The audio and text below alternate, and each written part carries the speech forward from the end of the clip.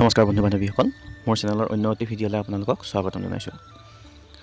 জনপ্ৰিয় কণ্ঠশিল্পী তথা নৃত্যশিল্পী ৰাকেশ ৰিয়ান আৰু তেওঁৰ পত্নী ৰিচা চমুৱাৰ যোৱাকালি অৰ্থাৎ 10 মাৰ্চ তাৰিখে তেওঁলোকৰ ছেকেণ্ড মেৰেজ এনিভাৰ্চেৰী হৈ যায়। কণ্ঠশিল্পী ৰাকেশ ৰিয়ান আৰু তেওঁৰ পত্নী ৰিচা চমুৱাই তেওঁলোকৰ কণমানি কন্যাটিৰ সৈতে কেনেদৰে ছেকেণ্ড এনিভাৰ্চেৰী উদযাপন কৰে তাৰে কেইখনমান আলোকচিত্ৰ কণ্ঠশিল্পী ৰাকেশ ৰিয়ানৰ ফেচবুক পেজত আপলোড কৰিছে। আহকচোন আমি এই আলোকচিত্ৰকেইখন উপভোগ কৰোঁ।